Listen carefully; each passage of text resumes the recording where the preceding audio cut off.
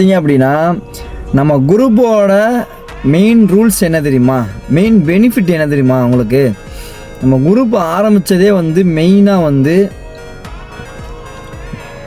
பார்த்தீங்க அப்படின்னா டிரைவர்ஸோட சேஃப்டி. சரிங்களா? டிரைவர்ஸுக்கு எந்த ஒரு பாதிப்பும் இருக்கக்கூடாதுங்கிறது தான் மெயின் குறிப்பு.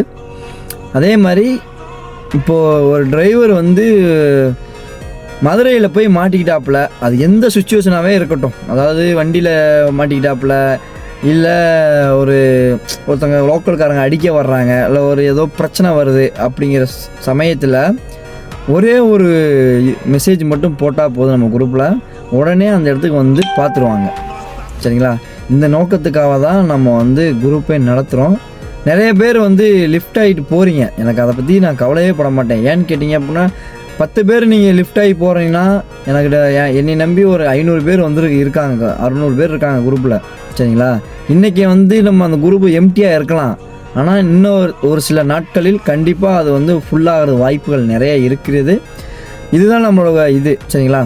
நம்ம ட்ராவல்ஸ்லேயே வந்து மெயின் குறிப்பே இதுதான். டிரைவருக்கு இருக்க அடித்தளத்துக்கு போகக்கூடாது, இருக்க மேலே தான் போகணும் அப்படிங்கிற ஒரே குறிக்கோள் மட்டும்தான் நம்மளோட எதையோ கார்பரேஷன்காரன் ப்ரைவேட்லக்காரன் கொடுக்குற அமௌண்ட்டை வாங்கிட்டு ஓட்டுறதுக்கு நம்மளால் வந்து முடியாது. நம்மளுக்கு என்ன ஒரு அமௌண்ட்டு வேணும் அப்படிங்கிறத கேட்டு வாங்கி ஓட்டுறது தான் நம்ம எஸ்எஸ்ஆர் ட்ராவல்ஸ். சரிங்களா? Okay, thank you.